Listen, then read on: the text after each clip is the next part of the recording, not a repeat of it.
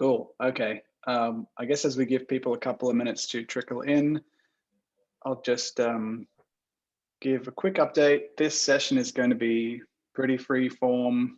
We'll do some breakouts, we'll do some stuff as a group, and we'll keep it very informal and unstructured, because this session is intended to inform a lot of what we collectively decide to do for the rest of the program.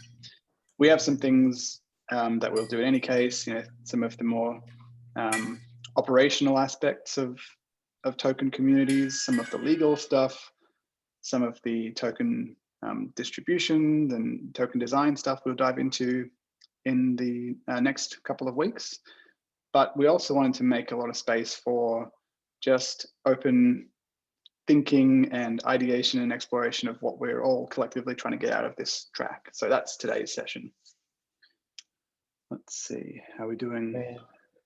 Yeah, we have everyone here, I think. And Ruben, what would you prefer? Would you prefer chatting on Slack like we did last time, or you would prefer it here? Yeah, let's use the track token communities channel in Slack, just so we have a record of everything. Cool. Okay, so I guess we had a couple of great comments and questions over the last week in Slack. So maybe what we can do is actually start with some of those. There was a couple in particular, but let's dive in, and then if there's things that I've missed, we can circle back. So let's go through a couple of these questions, and then let's take a moment to surface any other ideas or thoughts that everyone's had over the last week. We'll spend maybe 15-20 minutes going through it all together, and then we'll break out again. Is that all right, Sachin? Yeah, sounds good. Excellent. Yeah, just as you mentioned, Ruben, before, I just want to lay it out for everyone here. Like this way, we will be able to surface out the most important problems we are in our adventure are facing, and we will be able to commit to them throughout the block. So it's going to be great. Yeah, exactly. And so this is a chance just to, just totally free form, get it all out there. Some of the later sessions will be more structured with content, but let's just explore everything. So one topic, actually, I'm just scrolling up to find something that jumped out to me, is Marcel's questions around fairness. And I'll just go through his first. Marcel, first question is, fairness is essentially contested concept and probably quite subjective, yet it seems to be very important to have a definition or aspects to consider when planning a fair token launch or distribution. What definition do you apply? So there were some great responses in the thread as well, and Joe jumped in to talk about what fairness is. So let's dive in there. I'd actually love to hear anyone who's thought about this as a result of Marcel's question, or otherwise, does anyone want to jump in? We'll spend a few minutes exploring what fairness means in the context of crypto. If you want to raise your hand or just unmute, go for it. We had quite a tough.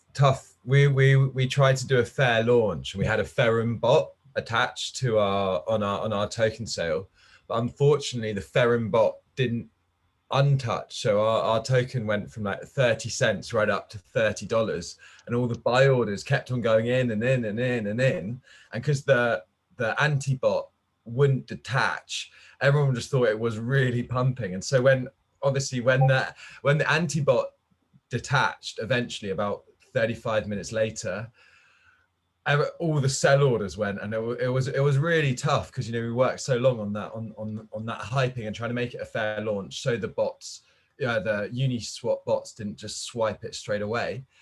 But of course it was brutal because a lot of our friends ended up buying our token at like $20, and it went straight down to $5. So I think fair launches are super key. There's still a lot to do. Yeah, that sounds like a pretty wild experience. What were you trying to achieve? What were your objectives for the launch? So the objectives was, because it was quite a low token price and it was going to go a lot higher, the objectives was to stop the Uniswap snipers just getting the 100, because basically we did blacklist 300 ETH buys from bots, and it was so that was the kind of goal. But yeah, it really backfired, and it's definitely put us on the back foot. And I've made us feel really bad as well, knowing that someone is. It was kind of the opposite of what we wanted to do. So yeah, that was tough. Yeah. Well, it's yeah, that is tough. I think that's a great example of how, even when the objectives are clear and well designed, the execution can be tricky as well. So that was an example of wanting to make sure everyone had kind of roughly fair or equal access to buy the initial offering or the initial distribution, rather than letting bots or whales kind of dominate. What are some other examples or vectors or aspects of fairness that people are thinking about? I think about like inflation, and just the fact that by having a token with a limited quantity, that's like inherently unfair, because people who come in later are just gonna have to buy it for more, on the basis that as the market expands, there's not like supply that is also expanding to meet the demand. So I'm interested in like inflationary tokens. Like I feel like the crypto scene is like, they talk about like hard money and sound money, but then they don't really have very like concrete definitions for like what those things mean, or like what inflation means, what deflation means, or like disinflation, or these terms. So yeah, I would like to see more projects that try to bring that into balance. And that's actually why I think Dogecoin is like a project that is more interesting than I think people give it credit for, because everyone's like, oh, well, there's going to be like an infinite number of coins, but it's like, actually there's going to be a fixed amount of inflation. And if demand outpaces that inflation, then you still have the opportunity for healthy growth in the coin, but also you don't inflate the price so much that people can't get in later. So I don't know, that's just something I think about. Right. And I guess I think I asked a question last time around like liquidity, and like what is the kind of like most straightforward way, if you have like some friends or whatever who want to provide liquidity to a token, to set it up where you kind of all get in at the same price, or yeah, you don't have to do this thing where it's like, oh, you have to buy the token and then like add it to the liquidity pool, or like, I just wonder like what the best sort of standards are around that. Yeah, thanks, Chibu. So you raise another important aspect of fairness between early contributors and those who come later. And that one's tricky as well, because in some ways, those early contributions are, more valuable in terms of getting the project up and running. The early community is critical, and arguably more critical than the later participants. But also we see a lot in crypto, this kind of cult of early, right? Folks that are just trying to find the earliest possible opportunities with the most upside without actually adding a lot of value. And so for those folks, and I guess this plays into a question that Adrian just dropped into the chat, the relationship between speculative traders and fairness, and the idea that people can bring different types of contributions, and the stage of those contributions might be separate from the value. So even though earlier generally is more helpful, the actual qualitative nature of the contributions is important to consider as well. Who else has thoughts around those earliness questions? I have a question. Actually, oh, go on, sorry. I had a question about the fairness of the token, because we've been talking about price, but we've been talking about access, but we haven't really been talking about distribution, in the sense that, you don't have to sell a token, right? You can just airdrop it, and it allows you to send it to a specified community and target it way more than just sending it. We've been talking about the value, and everyone should get at the same level of price the token. I disagree, because why would you buy a token? You buy it correct token without speculation. You buy it for its utility, right? You buy it for the potential it has. You buy it for basically the right to govern it gives you. So it should be, the more obvious its value become, the more expensive it should be. It's something natural. The question is, who gets to have it early?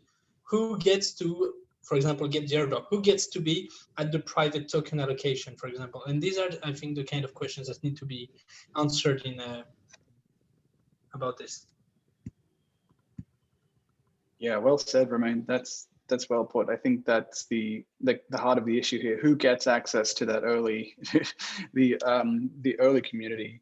And I think that's what crypto uniquely enables, is that it's not a small group of insiders who get that early access. It can be public, it can be the community. So that's something we'll have to keep in mind when we're designing tokens.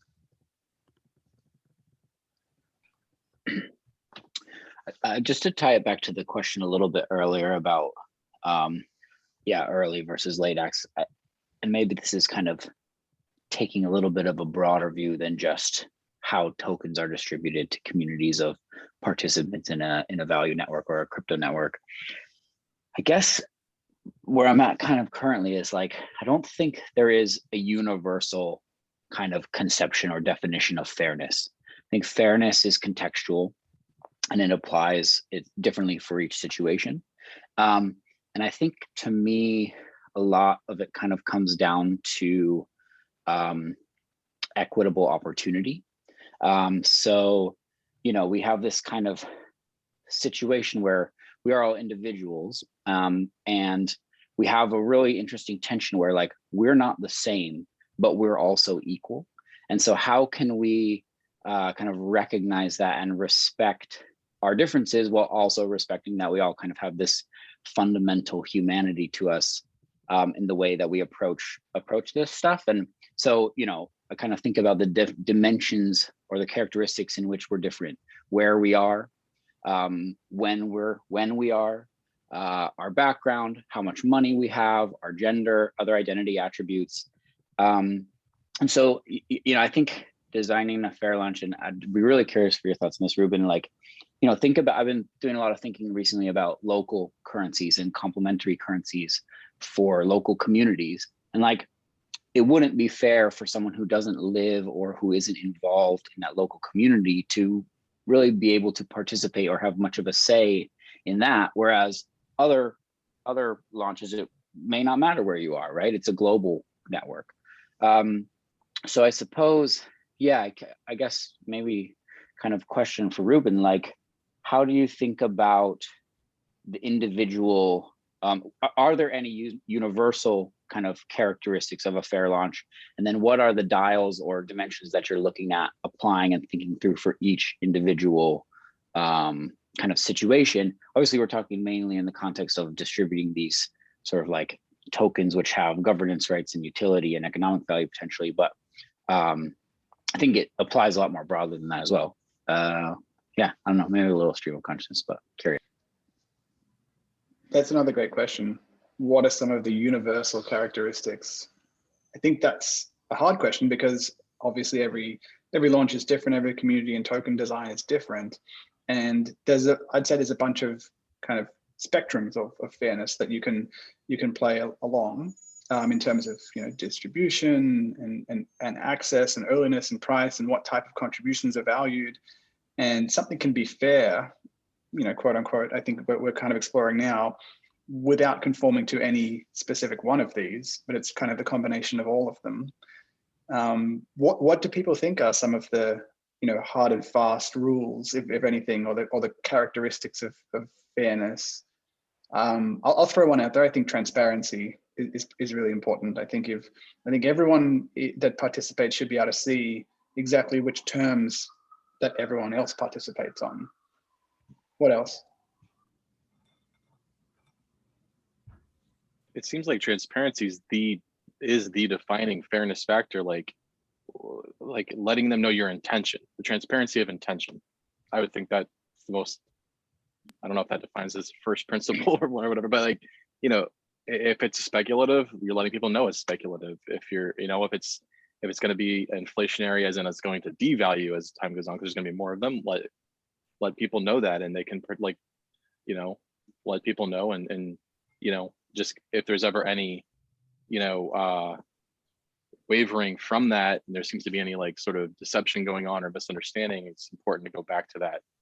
That way, you know, some people are going to have a more, you know, like everything goes libertarian approach to it. Other people are going to have some other, you know, mechanism tied into it. Like I'm always like, I don't know anything about the programming or anything like that. I'm just trying to think conceptually, though, having a community of collectors and followers behind what I do. I was really, one idea I just wanted to kind of like throw out there and sort of get a vibe on was, you know, I would like to encourage early adoption from people who are completely new to this, but reward the people who are supporting us, are going to be more already in the space. So let's say like you do an event, and you know, you award everyone who comes to who physically meets you at that event, or comes to some like site launch, whatever, and you say we're going to issue this amount of coins, this amount of tokens, and then within X amount of time, you can claim these by proof that you were at the event where you were engaging with us. And then after a certain amount of time, whoever hasn't claimed it, we're going to distribute the rest of them to everyone who claims some. So maybe at first they claim 100 tokens, you know, out of a potential 10,000, and then only 2,000 people, you know, only 2,000 tokens were claimed. The rest of them get distributed to everyone else.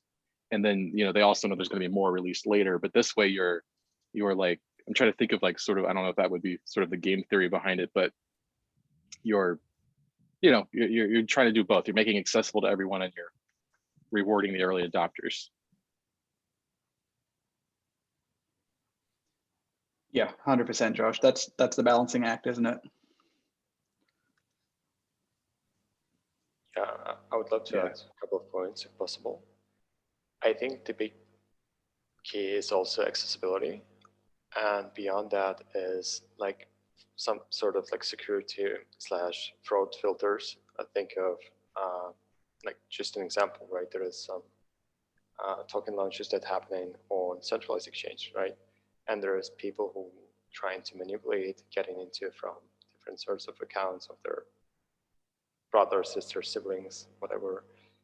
And there should be also like filters like upfront that stopping people from kind of cheating in the way of getting the chunk of the pie that otherwise will be given to someone else that could deserve that.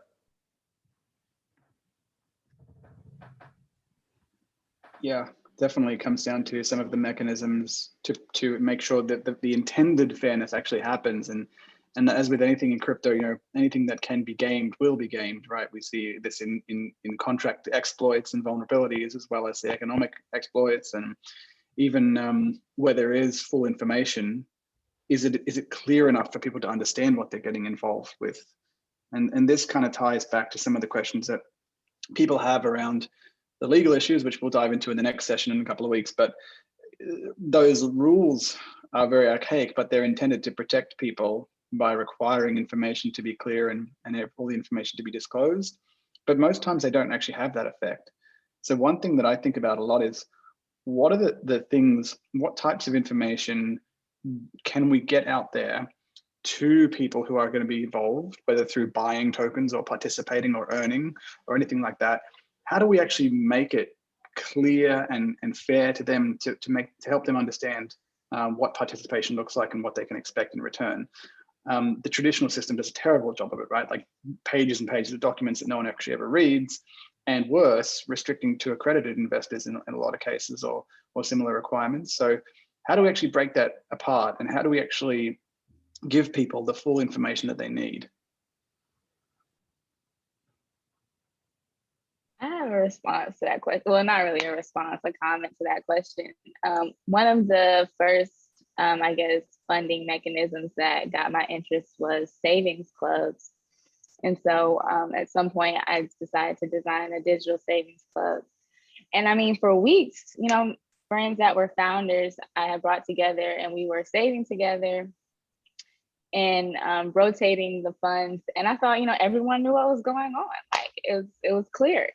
But people had joined without really fully even understanding the full process. And it had been weeks of doing the process and they still did not understand what was going on. And so I think that education is like kind of like a key in order to be able to create a fair community. And I think that kind of lends to one of the definitions of like fairness. I think that I kind of initially led to like early on in studying policy, which was like Armiata Sen's definition of the capability approach and like what capabilities does this person have and kind of increasing it that way. And I kind of build on that to think about it in three different ways. Is this ethical? Is this sustainable? And is it scalable? And I think that the ethical part is where it can definitely get hazy and where I think transparency is even more beneficial. And then sustainable, making sure that while you are creating this value, you're not also destroying value. And then scalability. So it might be fair for one instance, but can you repeat this instance so that the fairness can be provided to everyone? And I have one kind of thing to add to that is the problem. We use the word education a lot in this space. The problem with that word is that it puts the onus of becoming educated on the user, which is fair enough. We have white papers, you know, we have all kinds of other documents. I think the one thing the crypto space needs to embrace is the concept of robust onboarding, because that puts the onus of educating users on the project rather than the users themselves, which ensures in some sense that you're providing a minimal amount of information and kind of knowledge to anyone who's coming on board before they come on board, rather than, you know, say, oh, you've joined, now let me educate you, or go read this, 20-page white paper with math that you may or may not understand. So I think onboarding is a practice that is slowly being kind of brought into the mainstream, but I think is quite essential to not have that, because I've been through the same problem as you. People are like, oh, I'm 3 weeks into this, I didn't know about this. I'm like, well, on page 3 of this presentation, it's in bold letters, it's underlined. I'm sorry if you didn't read it, but let's see if we can kind of not have this happen again. So perhaps it's also about changing language, perhaps. And that's the point that I was going to make. I think that it's a lot about messaging as well. And I think that taught me a lot about how you can communicate something, but how it's perceived is really the message that you're giving. And so really thinking about how are you being perceived rather than what you're actually saying. It seems like, unfortunately, the human aspects of communicating messages and educating users and figuring out ethical questions is inevitably going to evolve more slowly than the technologies for which those problems have to be solved. Just in the last year, we've had yield farming being a completely new thing, liquidity mining a completely new thing, Uniswap doing their distributions to past users, completely new thing. And each of these has it creates a completely new information landscape. And each of these has a different information requirement. For example, if you're going to imitate Uniswap, you can't tell the whole world that, hey, we're going to airdrop to all of our users. There are different educational requirements and even information restrictions on these kinds of things. So one of the things I'm most interested in is exploring a survey of the existing fair launch technologies and how they might combine and become new in the near future, so that that advantaged group that has the knowledge at the very beginning is as wide as it can be, and that we're as prepared as possible for these new technological innovations in fairness that are going to continue to propagate much faster than our ability to communicate them. You know, the recent Gitcoin airdrop has a great just example of trying to educate, and they walk you through. I mean, I'm sure many of you have probably done it, but they walk you through 3 steps that verify, you know, some very baseline understanding, but clearly that's, you know, I think a step in the direction we're all talking about. But I think it's also, you know, the idea that you're the receiver, a single or singular understanding of the message the sender is trying to send, that message, how do I say it? That the recipient's understanding must be enforced, I think is sort of a slippery slope, because, you know, with lack of interpretation, there's also lack of, in some ways, if you can't, in code, I think it's great that there's perhaps only one interpretation, but in language and relationships, that's not necessarily something we want.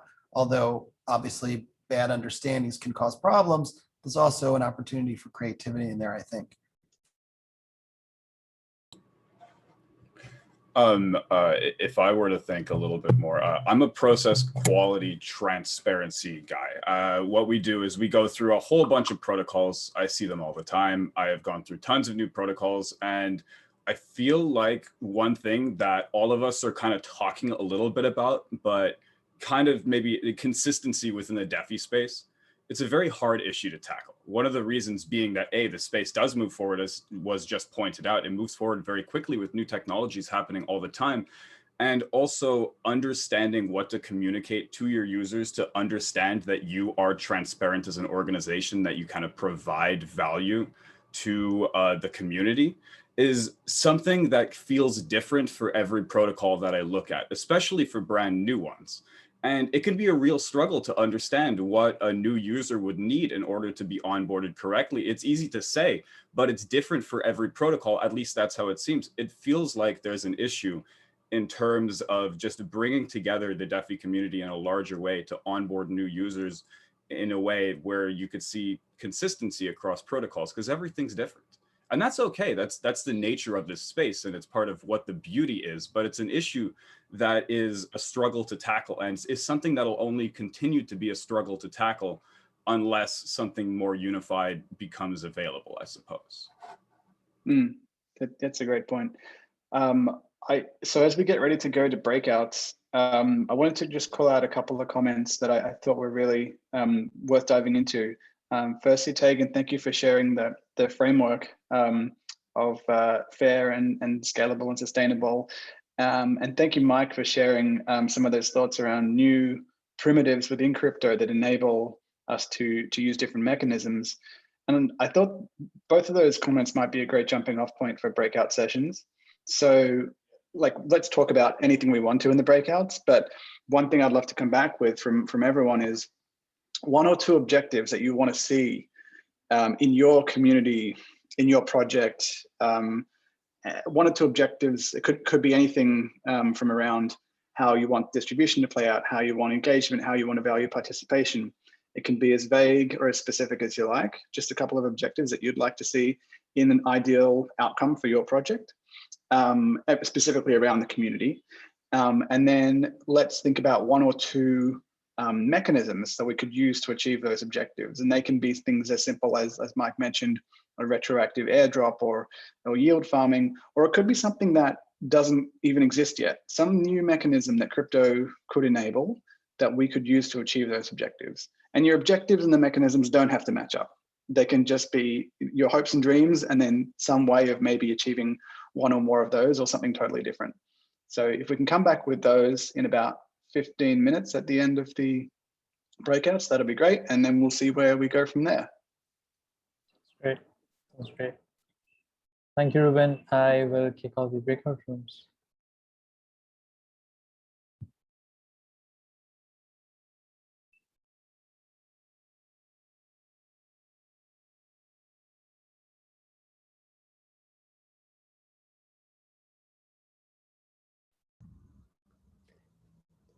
Hey, Session, I think I switched my laptop last second there while breakouts were being assigned. Oh yeah, no problem. Hey, Rahul, how are you doing?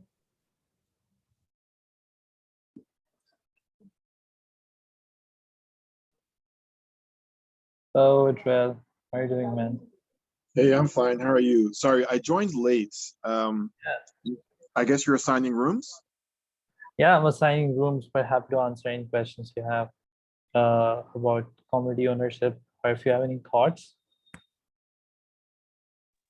Okay, yeah, I can just join the room and then. Great. And also, you can follow up the discussion in track token communities channel if you like. Thanks. Okay, I will assign it to a room.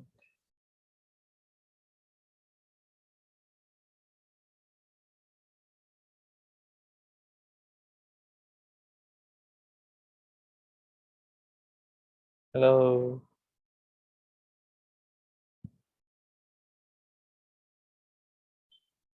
Hi, Andy.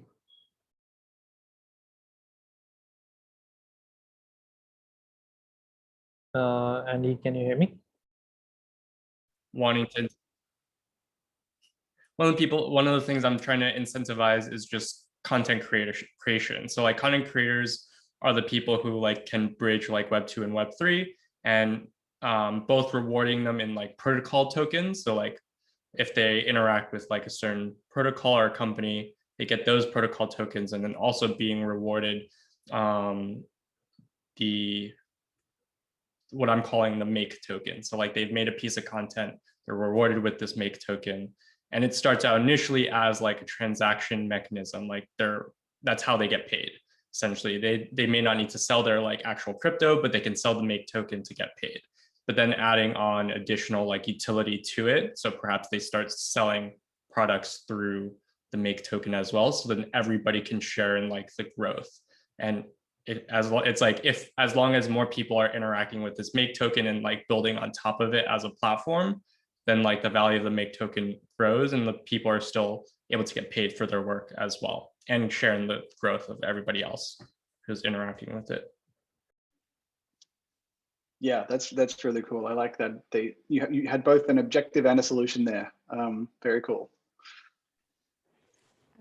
I think this is interesting how we're maybe going with what Mike said about Web3 primitives, how a lot of the cycles, like the user life cycles that we have in the Web2 world, are really finite and like, yeah. So say for an art collector, you buy a piece of art from a community organization and that's the end of the life cycle.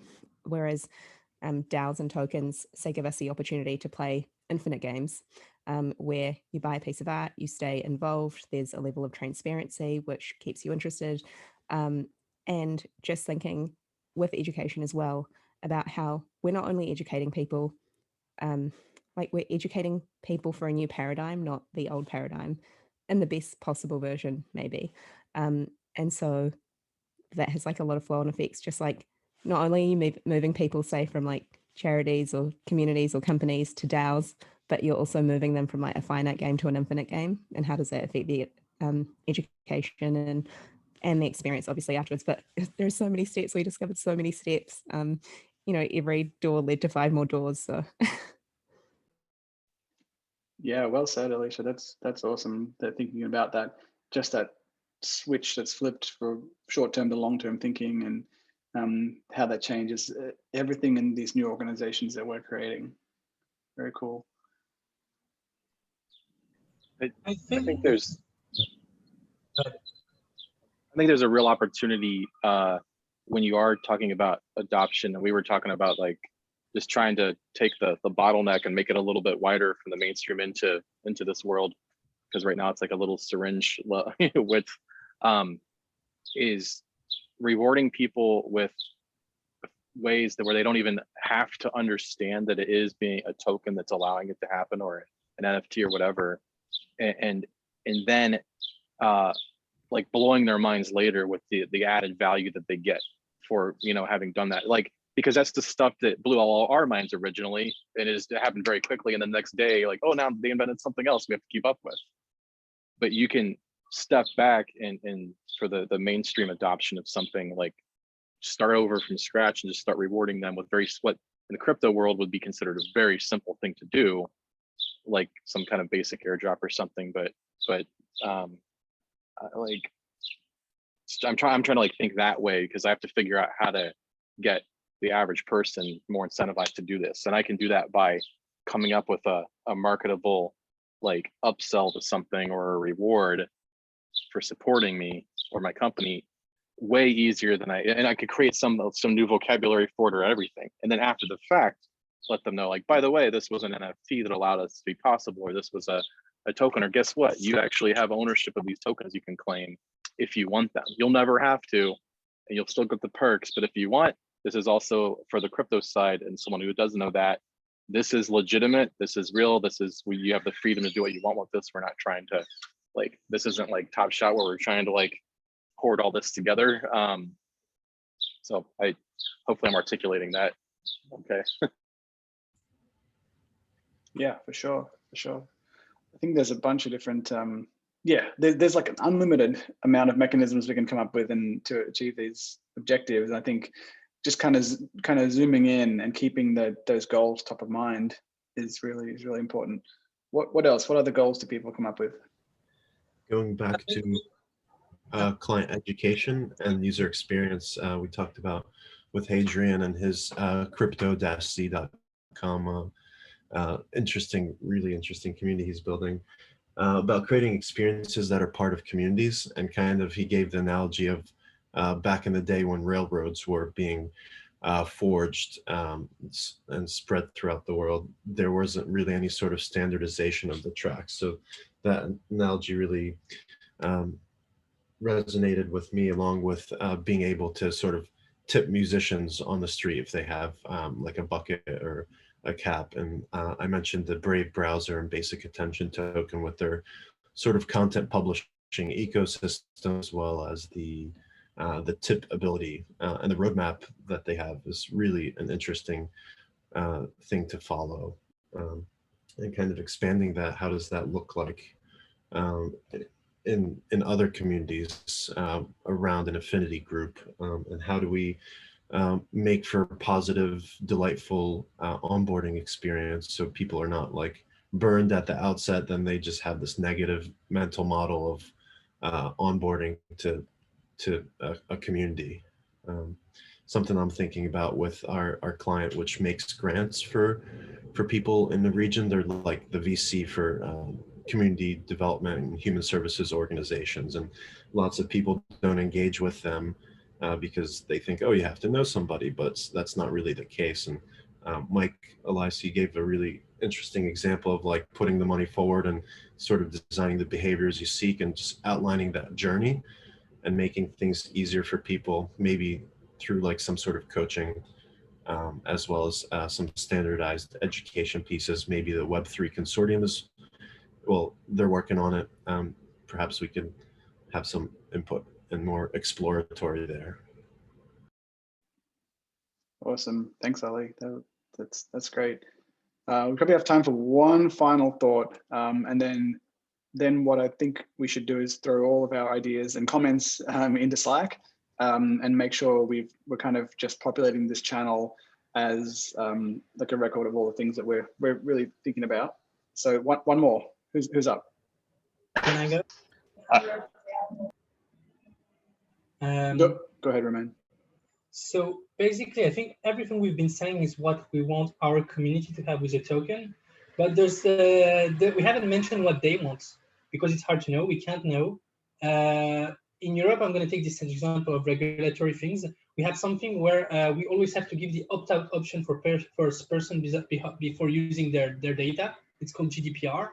The thing is that in blockchains and crypto in general are basically huge records of everything we do on chain. And as long as someone has your address, if you're on a classic blockchain and not everyone knows it, everything is recorded, which is why you get to airdrop a specific type of people, because you can actually access all of their behaviors.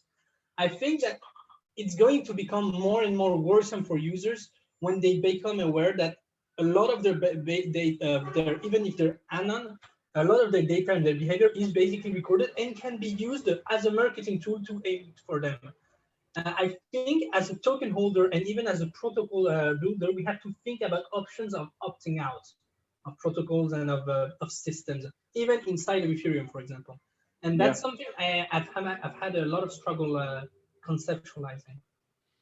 That's a great question. Great question as well. There's other legal issues that are going to impact. I love the way you put it. We should also be thinking about what the community wants for themselves, and not being too prescriptive in how we want things to happen. And with that, let's wrap on that note. Let's keep the conversation going in Slack. We'll pick up with some more structured sessions in a couple of weeks. But thanks for this eye-opening discussion today, everyone. This was fantastic. Thank you, Sachin. Thanks, everyone. Thank you so much. See you later. See you guys. See you guys. Bye, everyone. Ciao. Cheers. See you guys tomorrow in the flashlight. Dankjewel.